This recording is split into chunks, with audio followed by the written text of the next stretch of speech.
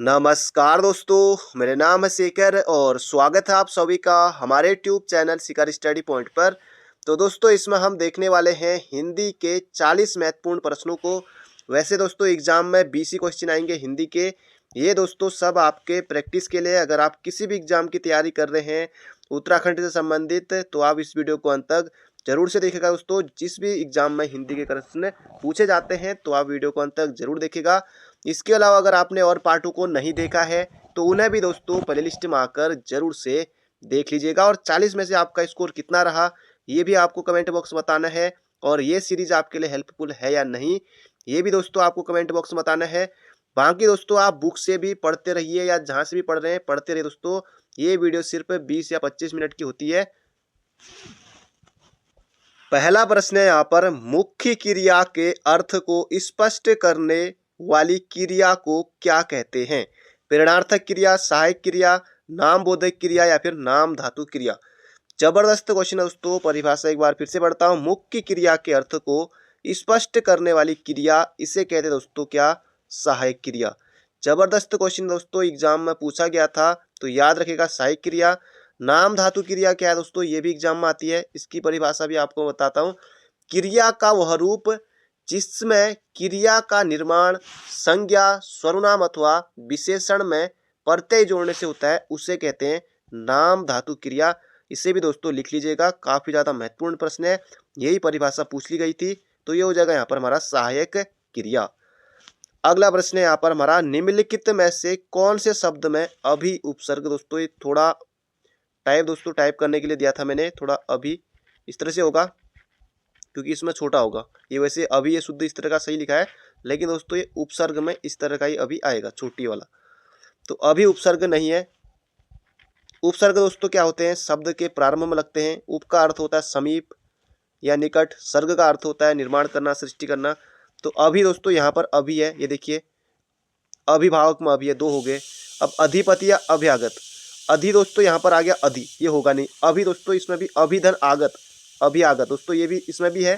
तो इसका सही उत्तर होगा दोस्तों ऑप्शन नंबर सी हमारा अधिआगत, अधिपति, सॉरी अभिआगत में अभी होगा, अधिपति दोस्तों ये हो जाएगा, इसमें अधि होगा। तो इसका सही उत्तर होगा ऑप्शन नंबर सी। पढ़ते हैं अगले प्रश्न की तरफ।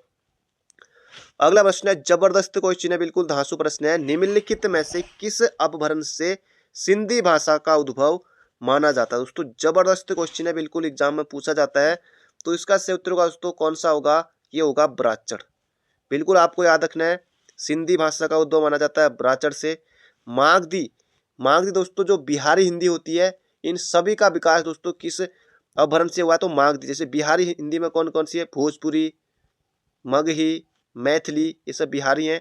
सौरसैनी हिंदी में दोस्तों कौन कौन सी? सौरसैनी हिंदी, सौरसैनी अपभ्रंश से किसका विकास हुआ दोस्तों? पश्चिमी हिंदी की जो भी बोलियां हमारी, जैसे कौरवी, खड़ी बोली, कौरविया, खड़ी बोली, ब्रजभाषा, हरियाणवी, बुंदेली, इन सब का दोस्तों विकास हुआ है सौरसैनी अपभ्रंश से। ये भी महत्वपूर्ण प्रश्न है। और यहाँ पर है सिंधी, तो सिंधी का हो जाएगा ब्राह्मण से। तो बढ़ते हैं अगले प्रश्न की तरफ। अगला प्रश्न दोस्तों जबरदस्त क्वेश्चन है पत्रकारिता वाला। सरकारी अथवा प्रशासकीय कामकाज में किसी प्रकार की गड़बड़ी को सार्वजनिक करना क्या कहलाता है? न्यायालय पत्रकारिता, वॉचडॉग पत्रकारिता, पीत पत्रकारिता या फिर संसदीय पत्रकारिता। तो इसका सही उत्तर होगा दोस्तों वॉचडॉग पत्रकारिता। सरकारी अथवा प्रशासकीय कामकाज में किसी प्रकार की गड़बड़ी को सार्वजनिक करना, यह कहा दोस्तों वॉचडॉग पत्रकारिता। बढ़ते हैं अगले प्रश्न की तरफ। अगला प्रश्न है शिक्षक का बहुवचन क्या है? अब शिक्षक का बहुवचन दोस्तों शिक्षिका, तो ये करना नहीं है, स्त्रीलिंग हो जाएगा। तो उपरोक्त तो दोनों दोस्तों हो नहीं सकता, कोई नहीं, ये भी नहीं, ये होगा दोस्तों शिक्षकगण। इसी तरह से दोस्तों जरूरी नहीं है कि शिक्षक का आए, दर्शक का आ सकता है। दर्शक का क्या होगा? तो दर्शक का भी दोस्तों दर्शक गण ही होता है, गण लगता है इनके अंत में। जैसे छात्र का क्या होगा दोस्तों? छात्र, छात्र का भी दोस्तों क्या होता है? छात्रगण। तो छात्रों के लिए भी गण ही होता है दोस्तों। इस तरह से प्रश्न बन सकता है, ये हो जाएगा शिक्षक गण। अगला प्रश्न है यहाँ पर हमारा, अलंकार में किस उपसर्ग का प्रयोग हुआ है? अलंकार, अल, ये वाला अल अगर आपने सोचा है तो आप भी गलत है। अलन ये तो होगा नहीं दोस्तों, ये हो जाएगा अलम, ऑप्शन नंबर डी, अलम धनकार, ये बनेगा दोस्तों अलंकार। और कौन सी संधि होगी दोस्तों अलंकार में? तो ये होगी व्यंजन संधि। तो संधि भी याद रखेगा, ये भी प्रश्न बन सकता है। और अलंकार को दोस्तों आभूषण, गहना, ये सब कहते हैं। अगला प्रश्न है, ये हो जाएगा ऑप्शन नंबर डी, अगला भौरा का पर्यायवाची शब्द है। केकी, मोर का सारंग, ये भी नहीं। पादप तो हो नहीं सकता। ये हो जाएगा दोस्तों भौरा का सिलीमुख। बहुत ज्यादा महत्वपूर्ण प्रश्न है दोस्तों, याद रखिएगा। भौरा का हो जाएगा सिलीमुख। इसके अलावा मिलिंद, ये भी बहुत ज्यादा महत्वपूर्ण प्रश्न है। ये भी किसका है? भौरे का है। मिलिंद ये आ सकता है एग्जाम में। अली, अली अली ये भी आता है दोस्तों। अली, ये वाला जो अली है ये भी भौरे का है।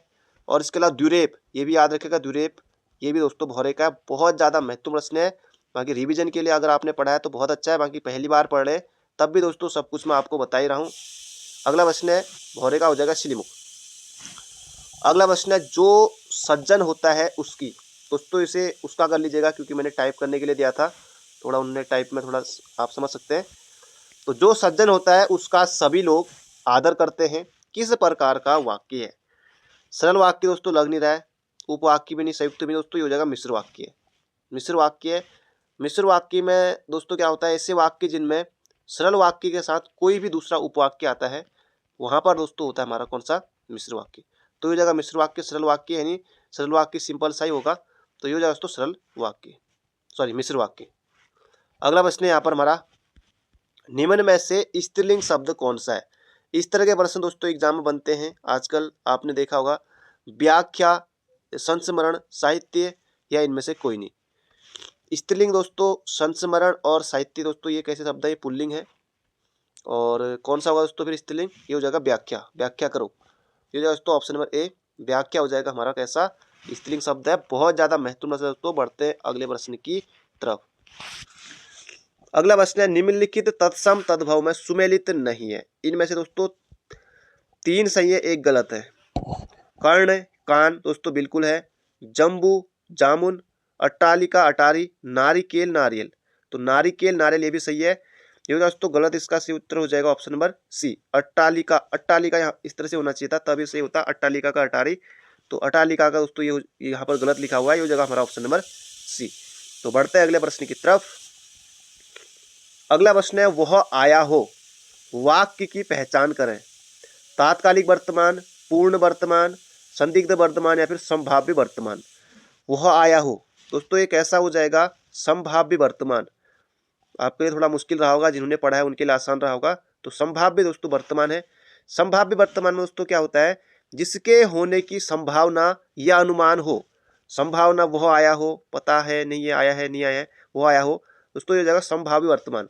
वर्तमान काल के 5 भेद होते हैं, उन 5 भेदों में दोस्तों एक संभाव्य वर्तमान भी है, ये आपको बिल्कुल याद रखना है। भूतकाल के कितने भेद होते हैं दोस्तों? एग्जाम में पूछा गया था। तो भूतकाल के 6 भेद होते हैं, अगर बनता है एग्जाम में तो याद रखिएगा। बढ़ते हैं अगले प्रश्न की तरफ।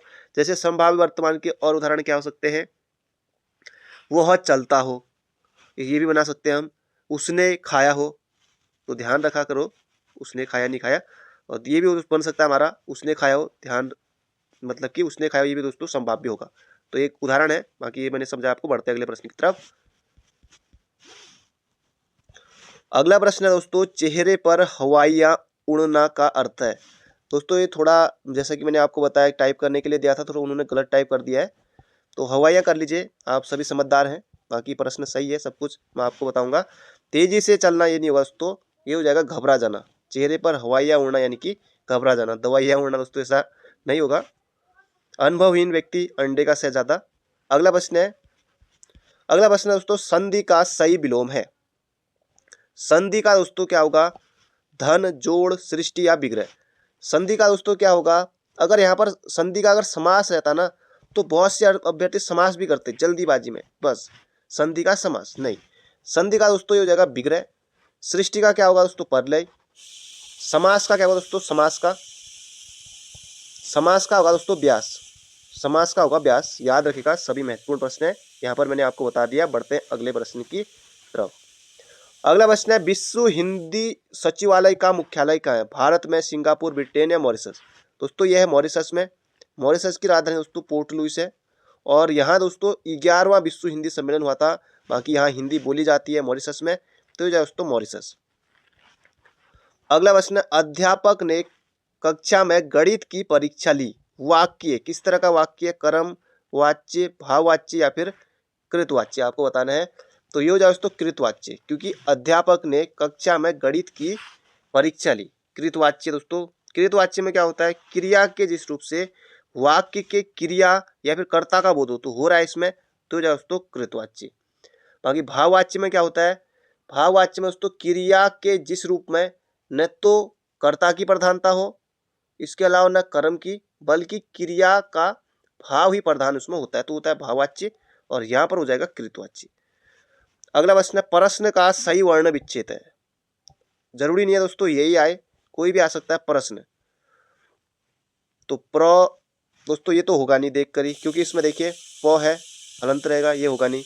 अब दो ऑप्शन आपके सामने यहाँ पर बचे हैं, प र अ स न। दोस्तों ये हो जाएगा इसका सही उत्तर हमारा ऑप्शन नंबर ए। इस तरह से होगा दोस्तों।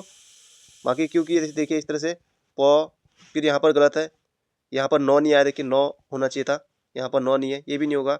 तो ये होगा दोस्तों ऑप्शन नंबर ए, ये हो जाएगा इसका वर्ण विच्छेद। और भी प्रश्न आ सकते हैं, प्रश्न हो सकता है कोई और शब्द भी हो सकता है। अगला, पत्र शब्द का अनेकार्थक शब्द समूह सही है। पत्र का, ये आपको दोस्तों यहाँ पर बताना है, पत्र का कौन सा होगा। पत्र का दोस्तों देख लेते हैं, पन्ना होगा नहीं, पत्ता होगा, पत्ता, चिट्ठी, बाकी इसी में सही लग रहा है तो पंख भी हो जाएगा। तो ये हो जाएगा तो इसका सही उत्तर पत्र का। पानी नहीं हो सकता, पंख है पर मोती नहीं होगा, तो ये हो जाएगा दोस्तों ऑप्शन नंबर सी होगा इसका सही उत्तर। अगला प्रश्न है, इस तरह के प्रश्न दोस्तों बनते हैं, इसी वजह से आपको हिंदी थोड़ी टफ लगती है। अगला प्रश्न है, गरम शब्द निम्न में से किस भाषा से हिंदी में आया। गरम का तो दोस्तों पता है, पर ठंडा पता नहीं कहाँ से आया, अगर आपको बताइएगा। तो गरम दोस्तों कहाँ से आया, ये दोस्तों फारसी का है। याद रखिएगा, किसी ने नहीं सोचा होगा कि गरम जैसा शब्द भी वीडियो के पेपर में आ जाएगा, किसी ने नहीं सोचा था, लेकिन जिन्होंने पढ़ा होगा जरूर उनका सही होगा। तो ये हो जाएगा दोस्तों, गरम कहाँ से है, फारसी का है, याद रखिएगा, महत्वपूर्ण प्रश्न है। हिंदी भी खुद फारसी का शब्द है। अगला प्रश्न है, उससे अच्छे तो आप हैं। क्या बात है, आपके लिए तारीफ। उससे अच्छे तो आप हैं, निम्न में से कौन सा कारक है। तो करण से द्वारा होता है दोस्तों, ये होगा नहीं। कर्ता ने, संबोधन हे हो, अरे अबे, ये भी नहीं। ये दोस्तों अपादान, तो अपादान कारक है उससे अच्छे, तो ये देखिए से लगा, उससे अच्छे तो आप हैं दोस्तों, इसमें हो जाएगा अपादान कारक। तो बढ़ते हैं अगले प्रश्न की तरफ। अगला प्रश्न है, निम्नलिखित वाक्यों में से शुद्ध वाक्य की पहचान करिए, पहचानते हैं। देश के लिए उसने अपना सर्वस्व न्यौछावर कर दिया। जब तुम फोन करोगे तो मैं आऊंगा, ठीक है, बुला लेना। नहीं तो बुराई को बढ़ावा, ये भी कुछ सही नहीं लग रहा। वह बहुत तेज तेज दौड़ कर आया, बहुत तेज तेज दौड़ कर आया, बहुत भी सब कुछ लगाया, तो ये भी सही अटपटा लग रहा है। तो ये हो जाएगा दोस्तों यहाँ पर हमारा, जब तुम फोन करोगे तो मैं आऊंगा, ये बिल्कुल सही उत्तर है दोस्तों, ऑप्शन नंबर बी। अगला प्रश्न है, गुलाब फूलों में श्रेष्ठ है। ठीक है, गुलाब को फूलों में श्रेष्ठ माना जाता है। रेखांकित शब्द में कौन सी संज्ञा है, व्यक्तिवाचक, जाति, या फिर भाववाचक, या फिर निश्चयवाचक। दोस्तों भाव है नहीं, जाति दोस्तों, गुलाब अगर फूल होता है दोस्तों, फूलों की पूरी जाति आ गई, तो ये गुलाब दोस्तों ये हो जाएगा व्यक्ति, क्योंकि स्पेशल है।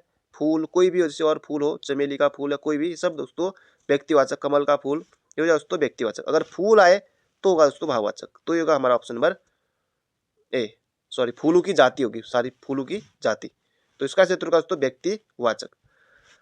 अगला प्रश्न है, विशेषण के कितने भेद होते हैं। जबरदस्त क्वेश्चन है दोस्तों, विशेषण के कितने भेद होते हैं। तो विशेषण के 4 भेद होते हैं। कौन कौन से, गुणवाचक विशेषण, इसके अलावा परिमाणवाचक विशेषण, याद रखिएगा, संख्यावाचक विशेषण, सार्वनामिक विशेषण, ये दोस्तों होते हैं, याद रखिएगा, महत्वपूर्ण प्रश्न है। 4 भेद होते हैं विशेषण के। अगला प्रश्न है दोस्तों, जबरदस्त प्रश्न है, निम्न में से किस पुस्तक में सूरदास के दृष्टिकूट पदों का संग्रह है। दोस्तों ये जबरदस्त क्वेश्चन है। बाकी ये नल दमयंती किसकी रचना है, सूरदास की है। सूर सागर किसकी है, सूरदास की है। सूर सारावली किसकी है, सूरदास की है। सूर सारावली। साहित्य लहरी दोस्तों किसकी है, सूरदास की है। तो सभी रचनाएं सूरदास की हैं, तो इसका सही उत्तर दोस्तों साहित्य लहरी। तो ये रचनाएं भी आपको याद रखनी है। सूरदास के गुरु थे दोस्तों वल्लभाचार्य। अगला प्रश्न है, तद्धित का संधि विच्छेद होगा। उत्तधनित हो नहीं सकता, तद्धित पूछा है, ये ऑप्शन गया। तद्धित सीधे सीधे आपको नहीं करना, तम आ गया, ये भी नहीं। तो ये दोस्तों ऑप्शन नंबर सी, संधि कौन सी होगी, व्यंजन संधि होगी, आसान है। अगला प्रश्न है यहाँ पर हमारा, अलंकार दोस्तों सिलेबस में है। बिन घनश्याम धाम धाम ब्रज मंडल में उधो नित बसाती बहार बस्सा की है, इसमें प्रयुक्त अलंकार है, यहाँ पर पूछा गया है दोस्तों। इसमें कौन सा अलंकार होगा दोस्तों, होगा श्लेष अलंकार। और श्लेष अलंकार में क्या होता है दोस्तों, अर्थ चिपके रहते हैं, तो ये हो जाएगा हमारा ऑप्शन नंबर बी। अगला प्रश्न है, दांत और जीभ के स्पर्श से बोले जाने वाले वर्ण को क्या कहते हैं? दंतोष्ठी दोस्तों नहीं होगा, दंत्योष्ठी, दंतोष्ठी नहीं होगा, ये होगा दोस्तों दंती वर्ण। ऑप्शन नंबर डी होगा इसका सही उत्तर। अब दंती में दोस्तों कौन कौन से आते हैं? जैसे एक तो वर्ग होता है पूरा, तो, थ, द, ध, न पूरा, इसके अलावा ल, और इसके अलावा ये वाला स, इन्हें भी याद रखेगा। दंतोष्ठी में दोस्तों कौन सा होता है? ये होता है वो। बहुत ज्यादा महत्वपूर्ण प्रश्न है, दंतोष्ठी वर्ण कौन सा है इनमें से बताइए। वहां पर ऑप्शन होगा, ये हो जाएगा वो, याद रखेगा। इसका सही उत्तर हो गया ऑप्शन नंबर डी। अगला प्रश्न है, सिर पर सवार रहना। सिर पर सवार रहना मुहावरे का अर्थ है दोस्तों। ये मैंने आपको शुरुआत में बताया था, टाइप करने के लिए दिया था, थोड़ा 3-4 क्वेश्चन गलत टाइप कर दिए। सिर पर सवार रहना मुहावरे का अर्थ है भाग जाना होगा नहीं, मारने पर उतारू होना, गुस्सा न रहना। इसका उत्तर का दोस्तों पीछे पड़ना। पीछे पड़ना इसका बिल्कुल सही उत्तर है। सिर पर सवार रहना यानी कि पीछे पड़ना, हो जाएगा ऑप्शन नंबर बी। अगला प्रश्न है यहाँ पर हमारा, निम्न में से दिए गए विकल्प में से निश्चयवाचक सर्वनाम है। दोस्तों निश्चयवाचक हो जाएगा यह है, बाकी कौन प्रश्नवाचक है, क्या प्रश्नवाचक कुछ, तो इसका सही उत्तर दोस्तों यहाँ पर हमारा यह है। बाकी ये प्रश्नवाचक है, ये प्रश्नवाचक है, तो याद रखिएगा। अगला प्रश्न है, अर्धविराम चिन्ह का रूप है। तो इन चिन्हों को दोस्तों आपको पहचानना है, कौन सा होगा। ये दोस्तों जो ऑप्शन नंबर ए वाला है, ये होता है दोस्तों उपविराम, ये विस्मयादि। तो इसका जो सही उत्तर होगा दोस्तों ऑप्शन नंबर डी, अर्धविराम। ये तो अल्पविराम है, ये अल्पविराम है ऑप्शन नंबर डी वाला। तो अर्धविराम हमारा कौन सा बचा? तो ये बचा दोस्तों हमारा ऑप्शन नंबर सी। तो ये आपको बिल्कुल याद रखना है, ये हमारा कैसा है? अर्धविराम है।